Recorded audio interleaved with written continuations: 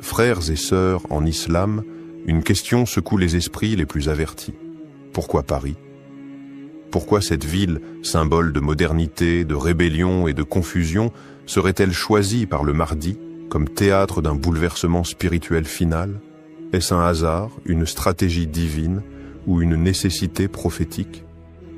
Dans cette vidéo, nous allons explorer cette question comme jamais auparavant. Attachez vos ceintures, ouvrez vos cœurs et surtout, abonnez-vous dès maintenant à La Foi islamique pour ne rien manquer des révélations à venir. Que la paix et la lumière d'Allah soient dites sur ceux qui cherchent sincèrement la vérité. Bismillah, walhamdu, lillah, wassalatu, wassalamu, ala rasoulillah. Ô Seigneur des cieux et de la terre, toi qui guides qui tu veux vers la vérité, fais de cette vidéo un moyen de réveiller les cœurs, d'éclairer les esprits et de rapprocher les âmes de ton chemin droit. Amen. Partie 1. Le cœur de l'Occident sous surveillance divine. Il suffit de lever les yeux. Paris. Ce nom évoque des images gravées dans l'inconscient collectif. La tour Eiffel illuminée, les cafés animés, les révolutions idéologiques, les débats sans fin sur la liberté. Mais derrière cette façade romantique se cache une autre réalité. Une fracture invisible. Un malaise qui s'enracine. Une soif spirituelle que la laïcité n'a jamais su étancher. Depuis les temps modernes, Paris s'est dressé comme une citadelle du rationalisme. C'est ici que Dieu a été relégué au silence par les voix de la raison humaine. On y a brûlé les anciens repères, on y a proclamé que l'homme était sa propre lumière. Et pourtant, dans l'ombre des gratte-ciel et des avenues, une autre lumière ne cesse de briller. Celle d'un islam discret mais vivant, silencieux mais résistant. Des mosquées surgissent entre les immeubles. Des jeunes récitent le Coran dans les RER. Des femmes voilées défitent les regards dans les rues de République. Ils sont là, invisibles pour certains, mais visibles pour celui qui voit tout. Le cœur de l'Occident bat au rythme d'une tension spirituelle. Et c'est précisément là que le regard d'Allah se pose. Le prophète n'a jamais parlé directement de Paris. Mais les hadiths parlent de l'Occident, du chaos, de l'injustice, et d'un homme qui viendra redresser ce qui a été tordu. Certains savants évoquent un lieu où la foi semble éteinte, mais où une étincelle subsiste. Et cette étincelle, c'est peut-être ici, dans cette ville fière et fragile à la fois, qu'elle se transformera en flamme. On ne choisit pas Paris par hasard. Paris, c'est une scène, une vitrine du monde. Quand Paris parle, le monde écoute. Quand Paris s'émeut, les caméras tournent. C'est une ville qui ne peut être ignorée. Et si le Mahdi doit apparaître pour être entendu de tous, alors il doit se montrer là où tout résonne plus fort. Pas dans les déserts oubliés, ni dans les villages reculés, mais là où chaque mot devient viral, chaque geste devient signal. Il faut comprendre une chose, le Mahdi n'est pas un homme de tribu ni un réformateur local. Il est un signe pour l'humanité entière. Et pour que l'humanité le voie, il doit se tenir au sommet de l'attention mondiale. Là où les projecteurs sont allumés en permanence. Là où les puissants se rassemblent. Là où les faibles crient mais ne sont jamais entendus. Là, il parlera. Paris, dans sa beauté, porte aussi les cicatrices de l'arrogance humaine. Mais Allah aime renverser les puissances. Il aime prendre les lieux inattendus pour en faire des points d'émergence. Il a sorti Moïse de la maison de Pharaon. Il a fait descendre la révélation dans le désert de la Mecque, loin des empires établis. Alors pourquoi ne ferait-il pas jaillir la justice depuis Paris, le centre même de ceux qui croient pouvoir imposer leur vision du monde? Le Mahdi n'est pas un symbole pour les musulmans uniquement. Il est un rappel pour l'humanité entière. Il vient non pas pour s'intégrer dans le monde, mais pour le réformer. Et il commence là où le monde est le plus sûr de lui-même. Là où le monde pense que Dieu est mort. Là où les grandes idées se sont construites et où elles doivent être déconstruites. Le cœur de l'Occident, sous son apparente sécurité, est observé par celui qui ne sommeille jamais. Allah regarde. Il voit les injustices, les abus, les manipulations. Il voit aussi les prières des faibles, les larmes des croyants, les invocations nocturnes dans les chambres anonymes des HLM. Et c'est peut-être pour cela que Paris a été choisie, non pas parce qu'elle le mérite, mais parce qu'elle en a besoin. Partie 2. Une capitale sur le fil du jugement. La ville ne dort jamais. Les néons clignotent encore à 3 heures du matin. Les klaxons s'entrechoquent dans le chaos d'un monde qui court, sans savoir où. Paris ne connaît pas le silence. Elle l'évite, elle le redoute. Car dans le silence, une vérité pourrait se faire entendre. Et cette vérité, c'est que l'horloge tourne vers une fin, vers un basculement. Sur les toits des immeubles, les anges notent. Dans les égouts, les démons murmurent. Et entre les deux, les hommes avancent, souvent aveugles, souvent pressés, inconscients, qu'ils marchent sur le fil du jugement. Le Mahdi ne vient pas dans un monde stable. Il ne descend pas dans la paix, mais dans la crise. Il surgit quand l'équilibre est rompu. Et aujourd'hui, Paris tremble. Pas de guerre déclarée, pas d'explosion dans les rues, mais un grondement profond, sourd, que l'on sent sous la surface. Une tension qui ne dit pas son nom, mais qui étreint les cœurs. Quelque chose va éclater. Les signes sont là. L'insécurité devient la norme. Les banlieues sont à l'abandon. La peur de l'autre s'installe. L'identité nationale devient une obsession. Et l'islamophobie n'est plus dissimulée, elle est assumée. Elle s'affiche sur les plateaux télé. Elle se grave dans les lois. On parle d'interdiction, de dissolution, de surveillance. La Oumma est prise pour cible. Mais Allah a ses plans. Ce que les puissants croient contrôler, lui l'oriente avec une sagesse invisible. Le prophète a dit « Vous suivrez les pas de ceux qui vous ont précédés, même si ceux-ci entraient dans le terrier d'un lézard, vous les suivriez. » Et c'est ce que nous voyons aujourd'hui. L'Occident s'est engouffré dans la décadence, et ceux qui s'y sont fondus ont perdu la direction. Le Mahdi viendra pour briser cette imitation aveugle, pour montrer que la vérité ne se plie pas aux tendances du moment. Il viendra à Paris, parce que Paris est le théâtre parfait pour ce retournement. C'est ici que la statue de la République brandit la liberté, pendant que les musulmans sont surveillés pour leurs prières. C'est ici qu'on célèbre les droits de l'homme, tout en enfermant ceux qui dénoncent les injustices de la Palestine.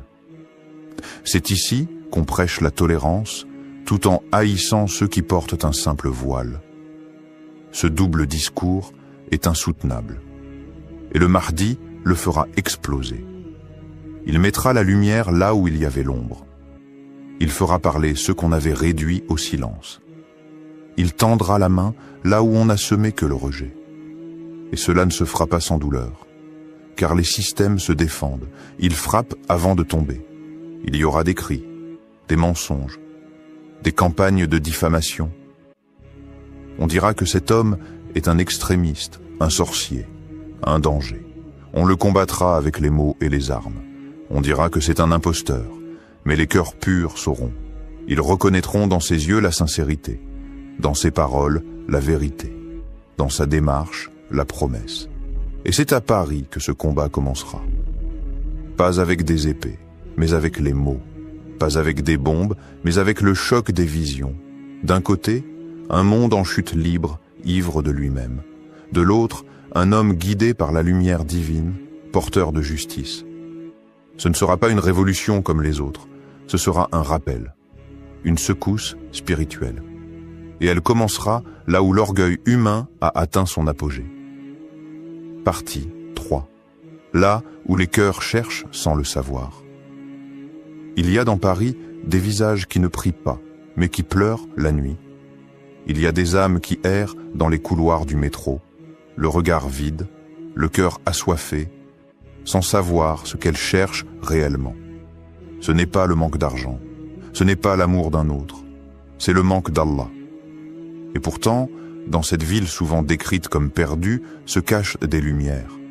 Pas celles de la Tour Eiffel ou des vitrines de luxe, non, des lumières discrètes. Celles d'un jeune qui récite Surat al-Kahf dans le RER. d'une mère voilée qui élève seule ses enfants dans l'amour du prophète, d'un converti qui, après avoir tout perdu, a trouvé l'islam dans une mosquée du 19e arrondissement. Ces cœurs-là, Allah les voit, car Paris n'est pas seulement un champ de bataille idéologique, c'est aussi un lieu de réveil, de retour, de prise de conscience profonde, et c'est peut-être cela, le secret. Le Mahdi ne vient pas seulement pour affronter l'injustice. Il vient aussi pour répondre à l'appel des cœurs sincères, de ceux qui, au milieu du bruit, ont crié « Ya Rab », des non-musulmans aussi parfois. Ceux qui ont lu un verset, entendu un adhan, vu un frère prier sur le trottoir, et dont le cœur a été ébranlé. Allah guide qui il veut. Et les signes de cette guidance sont présents même dans les rues les plus froides de Paris. Le Mahdi vient là où les âmes frémissent. Là où, dans le silence de la nuit, certains lèvent comme les yeux vers le ciel en se demandant s'il existe autre chose que ce monde matériel. Et que dit le Coran, si ce n'est cela? Que les signes sont partout pour ceux qui réfléchissent, même au cœur d'une ville qui semble opposée à tout ce qui est sacré. Peut-être que toi, spectateur, tu vis à Paris. Peut-être que tu ressens ce vide, cette envie de retour, cette fatigue de vivre sans but, ce besoin d'un sens plus grand. Le Mahdi ne vient pas pour dominer les autres. Il ne vient pas pour construire un empire. Il vient pour toi, pour raviver ce lien oublié, pour rappeler ce que le monde a tenté d'effacer. Paris, dans toute sa complexité, est un lieu d'extrême. Extrême dans l'art, extrême dans le luxe, extrême dans les débauches, mais aussi extrême dans la sincérité de ceux qui ont connu la chute et veulent aujourd'hui se relever. Allah choisit toujours les lieux où sa miséricorde peut jaillir le plus fort. Le Mahdi vient où la blessure est profonde. Et à Paris, les cœurs saignent. D'un mal moderne, d'une douleur silencieuse que les psychologues ne comprennent pas. Mais Allah, lui, comprend. Il connaît chaque soupir, chaque larme, chaque retour discret vers lui. Et c'est pour ces âmes-là que le Mahdi posera ses pas dans cette ville. Pas pour les puissants, pas pour les politiques, pas pour les médias, mais pour ceux qui, dans leur chambre sombre, ont murmuré « Mon Dieu, guide-moi ». Partie 4. Paris, le carrefour du pouvoir et des illusions. Regarde la carte du monde. Observe les lignes de force, où se décident les conflits, où naissent les doctrines, où s'écrivent les récits qui façonnent l'opinion mondiale. Washington, Londres et Paris. Ne te laisse pas tromper par la poésie de ces ruelles. Paris n'est pas qu'un musée à ciel ouvert. C'est un centre d'influence, un laboratoire idéologique, une matrice de domination. La République française ne se contente pas de gouverner son territoire. Elle pense pour les autres. Elle exporte ses principes, impose ses modèles, façonne des élites étrangères qui reviennent chez elle imprégnées d'un esprit bien précis, la laïcité militante, l'universalisme tronqué, et cette prétention à définir le bien et le mal sans Dieu. En somme, Paris est une Mecque, pour ceux qui adorent l'homme à la place du Créateur. Et c'est précisément là que le Mahdi doit intervenir. Là où l'illusion est la plus forte, là où les discours de liberté cachent les chaînes invisibles d'un monde dominé par les élites. Car derrière les grands mots se cachent des systèmes de contrôle, des lois qui musellent, des algorithmes qui surveillent, des médias qui conditionnent. Et le pire, des consciences qui se croient libres alors qu'elles répètent ce qu'on leur a appris à désirer. Le Mahdi ne choisit pas Paris au hasard. Il vise la racine. Il frappe là où la pensée se construit. Là où les décisions de guerre sont parfois prises en silence, entre deux coupes de champagne. Là où l'avenir des peuples est discuté, sans jamais écouter les peuples eux-mêmes. Car à Paris, tout est de façade. Liberté, égalité, fraternité. mais uniquement pour ceux qui rentrent dans la norme. Et cette norme exclut déjà les croyants sincères, ceux qui refusent de vendre leur foi pour un poste, ceux qui ne compromettent pas leur valeur pour quelques likes, ceux qui disent encore « Allahu Akbar » sans honte. C'est contre eux que s'aiguise la stratégie du rejet, et c'est pour eux que le Mahdi viendra. Mais attention, il ne viendra pas pour détruire Paris. Ce n'est pas un conquérant assoiffé de vengeance. Il viendra pour révéler, pour exposer les contradictions, pour démontrer, face au monde entier, qu'un autre modèle est possible, un modèle fondé sur la justice divine et non sur la manipulation humaine. Paris, en tant que symbole du pouvoir, sera donc l'épreuve, car tout ce qui tombera à Paris tombera aux yeux du monde, et tout ce qui résistera à Paris servira d'avertissement. Le Mahdi vient là où l'orgueil est à son apogée, pour l'affronter avec humilité.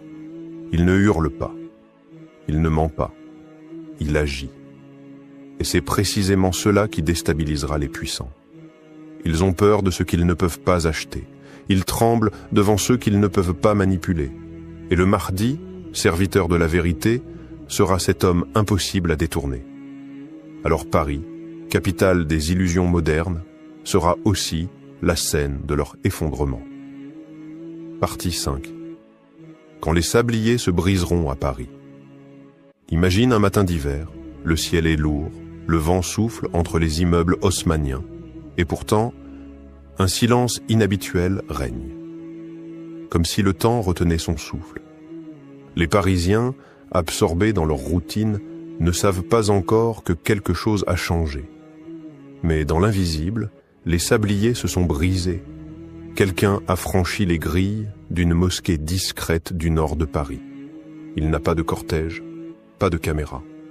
Juste un pas ferme, un regard perçant et une paix étrange qui enveloppe sa présence. Ceux qui croisent son chemin ressentent un vertige. Comme si le monde se rappelait soudain qu'il a une fin et un sens. Ce n'est pas un homme comme les autres, c'est celui dont les anciens ont parlé, celui dont les savants ont redouté l'apparition sans pouvoir en nier la nécessité. Le Mahdi. Et il est là, à Paris. Pourquoi Paris? Parce que c'est ici que les fils de l'histoire se sont noués. C'est ici que les cicatrices du colonialisme, de l'immigration, de la révolte et de l'oubli ont dessiné une mosaïque humaine qui attend. Une mosaïque fracturée, mais pas éteinte. Chaque morceau porte une histoire, un silence, une prière brisée. Le Mahdi n'est pas venu avec des armes. Il est venu avec la vérité. Et dans un monde saturé de mensonges, c'est l'arme la plus redoutée. Il ne parle pas fort, mais chaque mot est une lame qui tranche le faux. Il ne promet pas le confort, mais la justice. Et les puissants sentent le sol trembler sous leurs pieds. Les premiers à le reconnaître ne sont pas les riches, ni les intellectuels. Ce sont les simples, les invisibles, ceux qu'on appelle les quartiers, les oubliés, les marginalisés. Et c'est pour eux que le Mahdi lève la voix. Non pas pour créer le chaos, mais pour appeler à l'ordre divin. Paris devient alors autre chose. Une scène prophétique. Là où le mensonge se croyait éternel, la vérité surgit. Là où le voile de la modernité recouvrait le cœur, l'âme se réveille. Certains fuient, d'autres s'inclinent. Les signes sont clairs pour ceux qui ont des yeux. Et dans les médias du monde entier, on parle de lui. On tente de le caricaturer, de l'expliquer, de l'associer à l'extrême, à la folie, au danger. Mais tout cela glisse. Car le Mahdi n'est pas là pour s'expliquer. Il est là pour accomplir. Dans les souterrains du pouvoir, on tremble. Les institutions se fissurent, les alliances vacillent. Le système ne comprend pas comment ce qui n'était rien hier est devenu l'élément déclencheur de l'ultime rééquilibrage. Le Mahdi à Paris, c'est le signe que le monde entre dans une nouvelle phase, que les prophéties oubliées reprennent leur cours. Et toi, spectateur, tu ne peux plus rester neutre. Car l'histoire ne se regarde pas, elle se vit. Tu dois choisir ton camp. Seras-tu parmi ceux qui reconnaîtront le signe et marcheront vers la lumière? ou resteras-tu figé dans les illusions d'un monde qui s'effondre? Car oui, le Mahdi a choisi Paris. Et ce choix n'est ni romantique, ni symbolique. Il est stratégique, spirituel et irréversible. Frères et sœurs, ce que vous venez d'entendre n'est pas un conte ni une légende arrangée pour l'écran. C'est un appel à ouvrir les yeux, à regarder Paris non plus comme un décor de cinéma ou une capitale touristique, mais comme un théâtre prophétique où se jouera bientôt l'un des plus grands retournements de l'histoire humaine. Le Mahdi n'est pas un mythe pour endormir les foules. Il est une réalité annoncée par le prophète. Il est une promesse d'Allah. Et cette promesse est en marche. Chaque jour, les signes se rapprochent, les masques tombent, les illusions brûlent. Et toi qui regardes cette vidéo, que feras-tu? Te contenteras-tu d'écouter? Ou feras-tu partie de ceux qui se lèvent? Car le Mahdi ne viendra pas pour une poignée d'érudits ou une élite cachée. Il viendra pour ceux dont le cœur est resté vivant, même dans les ténèbres. Il viendra pour les sincères, pour les endurants, pour ceux qui n'ont jamais cessé d'espérer. Paris, la ville des révolutions, verra la dernière. Mais ce ne sera pas une révolution politique, ce sera une révolution des cœurs. Une onde de vérité qui ne laissera personne intact. Les puissants seront déstabilisés, les faibles seront relevés. Et les croyants, ceux qui ont pleuré en secret, verront enfin se lever l'aube qu'ils attendaient. Alors ne t'endors pas. Ne sois pas de ceux qui diront « Si j'avais su », car désormais, tu sais, le Mahdi a choisi Paris. Pas pour la beauté de ses monuments, mais pour la profondeur de sa mission. Pas pour l'esthétique, mais pour l'épreuve. Et cette épreuve commence maintenant. Abonne-toi à notre chaîne La Foi Islamique, car d'autres révélations arrivent. Des vérités qu'on ne te dira jamais ailleurs. Des signes qu'il faut apprendre à lire. Des récits oubliés qu'il est temps de ressusciter. Et que la paix et les bénédictions d'Allah soient sur celui qui nous a tout annoncé, Muhammad, le guide des derniers temps. Que notre cœur reste accroché au sien jusqu'au jour où vérité et justice régneront à nouveau sur cette terre. Paris est prête. Et toi? Chers frères et sœurs, aujourd'hui, vous allez découvrir un sujet que très peu osent aborder. Une confrontation prophétique, une bataille écrite dans les hadiths bien avant notre époque. Il ne s'agit pas d'un conflit ordinaire, mais d'un duel spirituel, eschatologique, entre la vérité et le mensonge, entre l'imam al-Mahdi et l'État d'Israël. Avant de plonger dans ces révélations bouleversantes, abonnez-vous à notre chaîne La Foi Islamique pour ne rien manquer de nos prochains épisodes sur les grands signes de la fin des temps. Ce que vous allez entendre aujourd'hui pourrait changer votre compréhension de l'actualité mondiale. Restez jusqu'au bout. Bismillah, Ar-Rahman Ar-Rahim.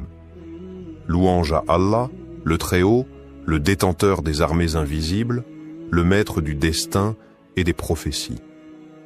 Partie 1. Les prophéties oubliées sur la confrontation avec Israël. Il existe dans la tradition prophétique des paroles que l'on récite sans toujours oser les méditer. Des paroles qui traversent les siècles comme un écho venant de l'avenir, chargé de signes, de vérités dérangeantes, et de réalités que beaucoup préféreraient s'enfouir sous le silence. Parmi ces hadiths, il y a celui que rapportent plusieurs chaînes authentiques. L'heure ne viendra pas jusqu'à ce que les musulmans combattent les juifs. Le juif se cachera derrière un arbre ou une pierre. Et l'arbre ou la pierre dira « Ô musulmans, serviteurs d'Allah, voici un juif derrière moi, viens le tuer. » Sahih Muslim. À première lecture, ce hadith choque. Il dérange parce qu'il parle d'un affrontement. Mais ce n'est pas un appel à la haine, ni un encouragement à la violence aveugle. C'est une prophétie, un moment d'histoire future, annoncé par le messager, dans un contexte spirituel, cosmique, où les camps ne sont pas définis par l'origine ethnique, mais par la posture face à la vérité. L'ennemi mentionné ici n'est pas simplement le juif en tant qu'individu. Il s'agit d'un symbole d'un camp, d'un pouvoir, d'une idéologie collective qui s'opposera farouchement à la mission du Mahdi et à la justice divine. D'ailleurs, ce hadith ne parle pas d'un conflit ethnique, mais d'un affrontement eschatologique entre les forces de la foi et celles de l'arrogance ultime dans les derniers instants de ce monde. Ce qui est saisissant dans cette prophétie, c'est l'intervention de la nature elle-même, les pierres, les arbres, des éléments inertes, silencieux, vont se mettre à parler. Pourquoi? Parce que l'injustice sera telle que même la création d'Allah ne pourra plus rester passive. L'arrogance humaine aura dépassé toutes les limites. Et alors, la terre elle-même choisira son camp. Ce hadith, souvent mal interprété ou utilisé par certains pour justifier des discours extrémistes, doit être replacé dans le cadre des grands signes de l'heure. Le Mahdi apparaîtra à une époque où le monde aura sombré dans l'obscurité. Les oppresseurs seront puissants, organisés, dotés de technologies avancées et soutenus par des alliances mondialement établies. L'État d'Israël, qui aujourd'hui occupe la terre bénie d'Al-Qoud, deviendra l'un des centres nerveux de cette opposition finale. Et dans ce tumulte mondial, la prophétie se réalisera. Les musulmans ne chercheront pas cette guerre, mais elle leur sera imposée. Le Mahdi ne sera pas un conquérant avide de pouvoir, mais un restaurateur de l'ordre divin qui devra affronter ceux qui auront refusé la paix et la justice. D'autres hadiths, moins connus mais tout aussi puissants, renforcent cette idée.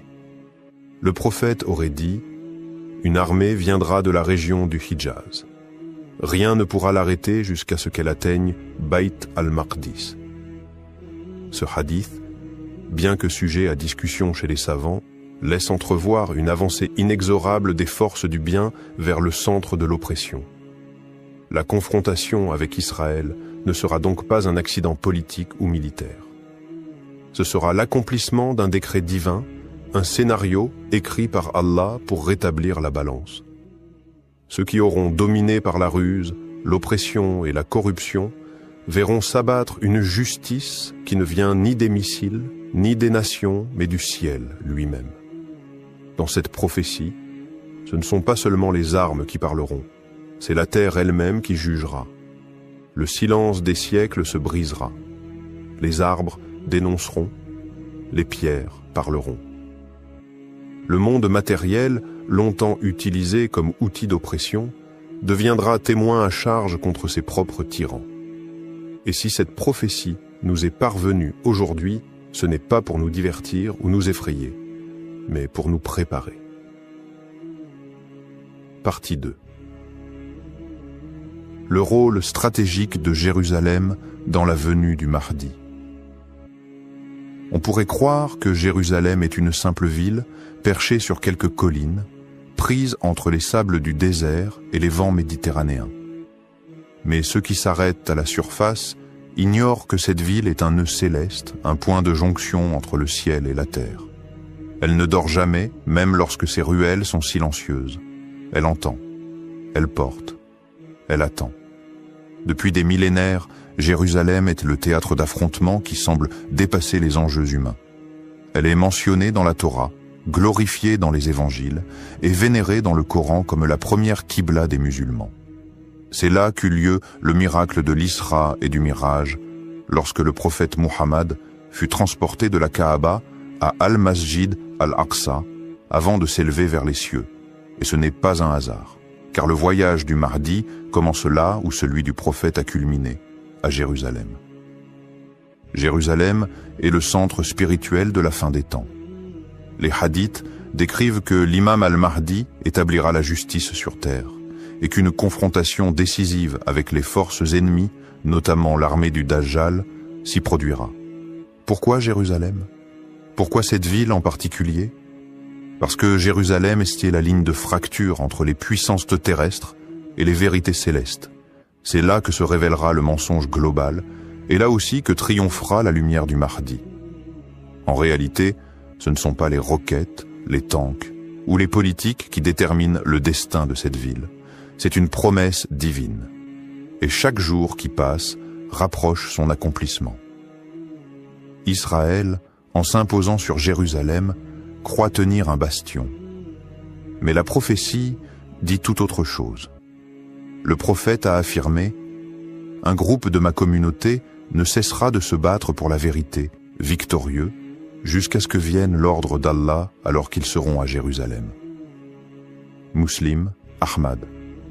Ces gens-là seront les précurseurs. Ceux qui, selon certains avis, accueilleront le Mahdi et lui prêteront allégeance à Jérusalem, ou juste avant. C'est un lieu de ralliement, un point d'union pour la vérité. La ville devient un mihrab eschatologique, un endroit vers lequel converge la prière des cœurs sincères et la stratégie des anges. Mais aujourd'hui, Jérusalem est déchirée. Elle est occupée, surveillée, militarisée. Pourtant, c'est dans cette oppression que les signes se multiplient. Des jeunes résistants qui, sans armes ni stratégie, affrontent les puissances armées. Des miracles cachés dans les ruelles de la vieille ville. Des voix de muezzin qui continuent de s'élever malgré les murs. Tout cela annonce que le sol est vivant. Il prépare quelque chose. Et ce quelque chose, c'est l'arrivée d'un homme, guidé non pas par les intérêts d'une nation ou d'un groupe, mais par la lumière d'une mission divine. Le Mahdi ne choisira pas Jérusalem comme un stratège choisit un champ de bataille. Il y sera attiré, guidé, appelé, car c'est là que l'histoire se dénoue, que les secrets s'accomplissent. Le rôle stratégique de Jérusalem ne se comprend qu'à la lumière des hadiths. C'est là que Jésus, Issa, descendra, là que le Dajjal sera tué, là que la prière derrière le Mahdi aura lieu. Le cœur du monde bat à Jérusalem, même si la planète semble l'ignorer. Ce n'est donc pas une ville parmi d'autres. C'est le point final et initial de l'histoire prophétique. Et lorsque les tensions y atteindront leur paroxysme, ce ne sera pas un chaos sans sens, mais la preuve que le plan divin s'active. Lentement, sûrement. Partie 3. Le Mahdi est l'armée des croyants face à l'État sioniste. L'accomplissement d'un décret divin. Il viendra un jour où le monde sera forcé de choisir son camp. Ce ne sera pas un choix entre deux drapeaux, ni entre deux idéologies politiques. Ce sera un choix entre la lumière et l'ombre, entre ceux qui auront reconnu la vérité venue d'Allah et ceux qui auront préféré la dominer, la falsifier ou l'éteindre. Lorsque le Mahdi apparaîtra, il ne le fera pas dans le confort ni dans la paix. Il surgira dans un monde brisé, un monde où l'oppresseur sera célébré et où les peuples soumis vivront dans le silence et la peur. C'est dans ce décor que se lèvera l'armée des croyants. Une armée qui n'aura ni la technologie des superpuissances, ni les milliards des multinationales, mais qui sera portée par la foi, l'amour d'Allah et la certitude des promesses prophétiques. Face à eux se tiendra l'État sioniste, fort de ses alliances, de ses arsenaux, de son influence sur les puissances mondiales. Mais dans la balance divine, la force ne se mesure pas à la quantité des missiles ni au nombre de satellites. Elle se mesure à l'intention, à la vérité défendue et au décret d'Allah. Car ce combat ne sera pas une initiative humaine. Il ne sera pas motivé par la haine ni par la revanche. Il sera le prolongement d'un décret divin. Un décret annoncé depuis des siècles dans les récits prophétiques et que nul ne pourra retarder ni empêcher. Le Mahdi ne mènera pas une guerre de conquête, mais une guerre de purification. Il viendra libérer ce que les puissants ont voulu souiller, restaurer ce que les arrogants ont détruit, la justice. Et cette armée qui le suivra, ce ne sera pas une armée de fanatiques ni de soldats ordinaires. Ce seront des croyants endurcis par les épreuves, des hommes et des femmes dont les cœurs vibreront au rythme du rappel d'Allah. Certains viendront de l'Est, d'autres de l'Ouest, et parmi eux se trouveront d'anciens ennemis devenus alliés par la lumière de la foi. Le Mahdi n'appartiendra pas à une ethnie, ni à une nation. Il sera l'imam de l'universalité. Les hadiths évoquent que l'armée du Mahdi avancera avec une telle rapidité, une telle détermination, que rien ne pourra lui résister. On raconte qu'une armée se formera dans la région du Khorasan, actuellement l'Iran, l'Afghanistan et ses alentours, et que ces soldats porteront des turbans noirs et brandiront des bannières qui feront trembler les tyrans. Leur regard ne sera pas celui de la haine, mais celui d'une certitude brûlante. Et lorsqu'ils atteindront Al-Quds, le cœur du pouvoir sioniste, ce ne sera pas une bataille comme les autres. Ce sera l'ultime confrontation entre l'arrogance humaine et la volonté divine. L'armée du Mahdi n'agira pas pour elle-même. Elle sera l'instrument d'Allah comme l'étaient les armées des prophètes. Chaque mouvement, chaque victoire, chaque martyr ne sera que l'accomplissement d'une page déjà écrite dans le livre. Le prophète a dit « Un groupe de ma communauté continuera à combattre pour la vérité, triomphant jusqu'au jour du jugement. Jésus, fils de Marie, descendra et leur chef dira « Viens diriger la prière ». Jésus répondra « Non, certains parmi vous sont des dirigeants choisis par Allah pour cette communauté. » Sahih Muslim. Ce hadith n'est pas une simple prédiction. Il est la preuve que le combat du Mahdi culminera avec l'arrivée de Jésus, Issa, et que ce dernier reconnaîtra l'imam comme guide terrestre, alors que lui incarne le Messie céleste. Deux figures unies, deux missions qui convergent vers une seule victoire, l'effondrement de l'ordre injuste et la naissance d'un monde réconcilié avec son Créateur. Et lorsque l'armée du Mahdi affrontera les forces sionistes, ce ne sera pas seulement une guerre militaire. Ce sera une rupture avec l'histoire telle qu'on la connaît, un basculement du pouvoir, une vérité insupportable pour les tyrans, mais libératrice pour les opprimés. Partie 4. Le Dajjal, les sionistes et la grande illusion. Qui tire vraiment les ficelles? Et si ce que vous voyez n'était qu'un mirage? Et si le monde tel qu'on vous l'a présenté depuis l'enfance, les puissances, les alliances, les conflits, n'étaient qu'un rideau de fumée? Derrière ce rideau, il y a un nom que même les enfants apprennent à craindre, le Dajjal. Mais ce que beaucoup ignorent, c'est que le Dajjal ne surgira pas de manière soudaine. Il ne tombera pas du ciel, il ne sortira pas du néant. Son système est déjà en marche. Il a ses pions, ses relais, ses ingénieurs, ses architectes, et dans les rouages de cette machine obscure, le sionisme joue un rôle central. Le Dajjal, que le prophète a décrit comme l'ultime épreuve de l'humanité, est le maître de l'illusion. Il montrera le paradis et ce sera l'enfer. Il montrera l'enfer et ce sera le paradis. Il parlera de paix, mais il sèmera la guerre. Il promettra les saluts, mais livrera les âmes à la perdition. Son arme la plus redoutable, ce n'est pas la force brute. C'est la manipulation de la perception. Et aujourd'hui, le monde est prêt. L'homme ne croit plus ce qu'il voit avec son cœur, mais ce que lui disent les écrans. Les vérités sont tordues, les mensonges maquillés en dogmes. On glorifie les puissances qui bombardent, on diabolise les peuples qui résistent. On appelle cela la diplomatie, la démocratie, le progrès. Mais est-ce vraiment cela? Le prophète Muhammad a dit « Il n'y a pas de tribu à qui le Dajjal ne sera pas envoyé ». Et dans une autre version, il viendra avec une illusion si puissante qu'elle séduira même les cœurs fermes, à moins que la miséricorde d'Allah ne les protège. Or, si l'on observe le monde avec un regard lucide, on comprend que le système du Dajjal est déjà actif. Ce système a une capitale, une idéologie, des symboles. Et parmi ses piliers visibles, le sionisme mondial. Attention, il ne s'agit pas ici de parler des Juifs en tant que peuple, car l'islam respecte les gens du livre, mais de cette entité politique et messianique qui prétend préparer la venue de leur Messie, mais en vérité prépare l'arrivée du Dajjal. Les symboles sont là, l'œil unique que l'on retrouve dans les logos, les statues, les films, le contrôle global, les réseaux de surveillance, la digitalisation extrême, la fusion entre l'homme et la machine, tout cela vise à créer une humanité sans spiritualité, une société où le Dajjal pourra régner sans résistance.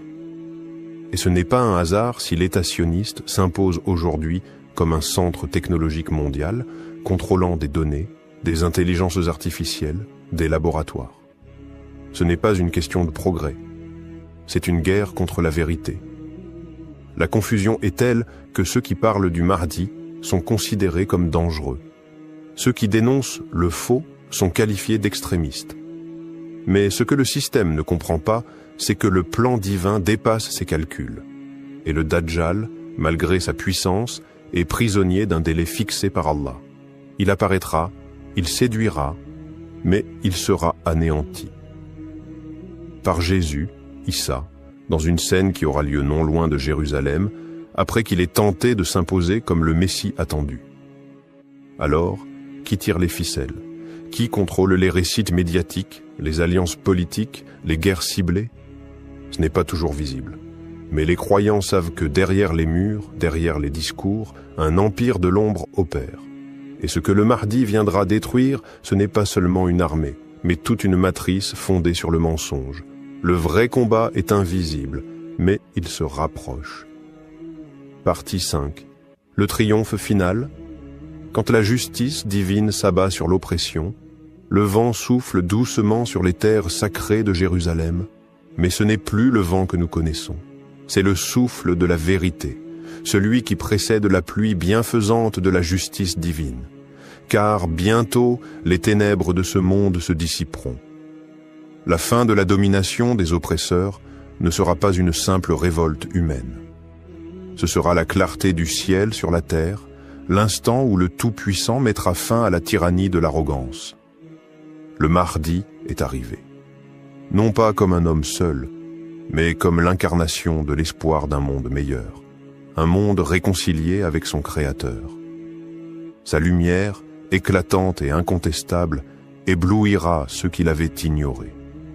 Car dans l'instant où il se dressera, les armes des oppresseurs deviendront des fardeaux inutiles, et la terre tremblera sous le poids de la justice qui s'annonce. Ce jour-là, les cieux se feront écho des anciennes promesses d'Allah. Le Dajjal, dans sa fausse gloire, vacillera et tombera. Tout ce qu'il a construit avec des illusions se transformera en poussière. Ces mirages s'évaporeront comme un rêve dissipé au matin. Ce ne sera pas seulement la défaite de son armée, mais celle de son système. Un système qui a traversé les âges, basé sur le mensonge, la division et l'obscurité. La terre, qui a tremblé sous le poids des oppressions, se réjouira à l'aube de la vérité. Car lorsque la justice d'Allah s'abat sur l'injustice humaine, c'est toute la création qui exulte. Les oiseaux chanteront, les rivières danseront, et le vent portera l'odeur de la liberté retrouvée. Il est dit dans les hadiths que le Mahdi n'arrivera pas seul. Il sera accompagné par Issa, Jésus, le messager de la paix, descendant du ciel pour achever ce qui avait été commencé. Le Messie, porteur de la lumière de la vérité, rétablira la balance entre les peuples. Les injustices accumulées pendant des siècles seront effacées d'un seul geste de sa main. Ce n'est pas une guerre de conquête, c'est une guerre de rédemption. Une rédemption qui ne concerne pas uniquement les musulmans, mais toute l'humanité. Le Mahdi, par sa sagesse et sa foi, rétablira le droit et la justice pour que chaque être humain, qu'il soit croyant ou non, puisse goûter à la paix véritable. Le prophète a dit: quand le Mahdi viendra, il régnera sur la terre avec justice. Il remplira la terre de justice et d'équité, comme elle a été remplie d'injustice et de tyrannie. Sahih Muslim.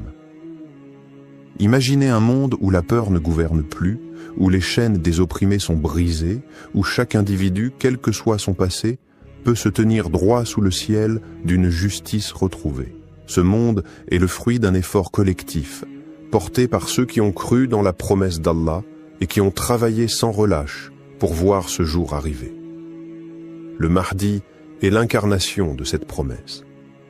Le chemin du Mahdi est celui de la réconciliation, mais aussi de l'apurement spirituel. Chaque instant de son règne marquera l'élévation de l'âme humaine, de la communauté musulmane, mais aussi de l'humanité entière. Ce n'est pas la vengeance d'un peuple qui réclame sa dignité, mais l'équité d'un créateur qui rétablit l'harmonie perdue. Quand la justice divine s'abattra sur l'oppression, il ne restera que la vérité, pure et éclatante. Ceux qui ont vu la lumière seront sauvés, et ceux qui ont persisté dans les ténèbres seront écartés. C'est alors qu'Allah, dans sa miséricorde infinie, offrira à chaque âme la paix qu'elle a toujours cherchée, mais qu'elle n'avait jamais trouvée. Ce sera le jour de l'accomplissement ultime, lorsque tout ce que nous avons connu jusqu'à ce jour deviendra une légende, un conte raconté sous l'ombre du trône d'Allah. Frères et sœurs, ce n'est pas simplement une guerre de territoire. C'est une guerre entre le faux et le vrai, entre l'obscurité de l'arrogance et la lumière de la foi. Le Mahdi ne viendra pas pour conquérir, mais pour rétablir la justice d'Allah sur une terre défigurée par l'injustice. Sommes-nous prêts à faire partie de ses compagnons? Sommes-nous prêts à tenir bon, même seuls quand les autres fuiront?